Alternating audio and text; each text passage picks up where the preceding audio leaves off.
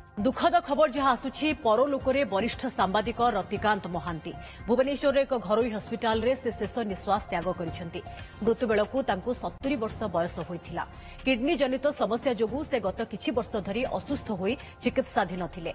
रतिकांत महांती दि ASEAN as, Dinalipi, स्वराज्य एवं पर्यवेक्षक एहासह हिंदुस्तान समाचार भली अनेक संवाद संस्था सहित काम करथिले। प्राय 4 दशंधि धरी शासन एवं राजनीतिर खबर परिवेषण करथिले। ओडिशार सामाजिक और राजनैतिक सांबादिकतारे तांको अतुलनीय अवदान थिला। तांको परिवार रे स्त्री सिप्रा महांती एवं 2 झियो पूजा एवं वंदना अछंती। सेपटे रतिकांतଙ୍କ वियोगरे गभीर शोक प्रकाश करिसेंती मुख्यमंत्री मोहन चरण माझी। Social media X ray post करी से कहिसेंती रतिकांत निज सचोट सांबादिकता, निरपेक्षता और कर्तव्यनिष्ठा पाई मने रहिबे। सेहिपरि बीजेपी राष्ट्रीय उपाध्यक्ष तथा केन्द्रापड़ा सांसद बैजयंत पंडा मध्य गभीर शोक व्यक्त करिसेंती। दिवंगत आत्मार सद्गति कामना सह शोक संतप्त परिवार को समवेदना जणाइसेंती बैजयंत पंडा। रतिकांत महांती बासभवन अधिक सूचना पाई आम सह लाइव रहिसेंती सहयोगी अतुल्य बाउत। अतुल्य, रतिकांत महांती वियोग कौन होता किभली तांकर परलोक होइछि एवं एबे शेष दर्शन पाई बासभवन रे आपण किभली स्थिति देखुछंती?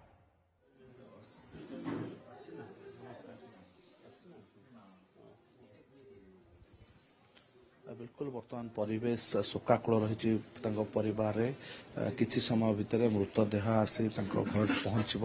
यूनिट 3 स्थित जो बासभवन रही रतिकांत महांती वरिष्ठ सांबादिक 70 वर्ष बयस मृत्यु बेलू होती। दीर्घ दिन धरी किडनी रोग रे पीड़ित थिले एवं एक घरोई हस्पिटाल चिकित्साधीन थिले। तो आज देहांत होइछि। देहांत अवसर वरिष्ठ सांबादिक माने बर्तमान घरे आसी शोकाकूल परिवार सदस्यों को सांत्वना देउछंती। एवं जानथिबे आपण से विभिन्न खबर कागज रे एवं नेशनल खबर मध्य से संबोधित करुथिले। एशियान एज रे काम करथिले। दिनलिपि, स्वराज्य कोंतु पर्यवेक्षक भली संवाद संस्था सहित से जड़ित थिले। तेणु सहित आज सकाळे ही शेष निश्वास त्याग करिसेंती। मृत्यु बेलू 70 वर्ष बयस था। आम सहित प्रदोष पट्टनायक रही वरिष्ठ सांबादिक प्रतिक्रिया नवा। सर, आम गोटे जुएल को हरैले के सांबादिक जगतर निश्चित भाव अति दुखद खबर।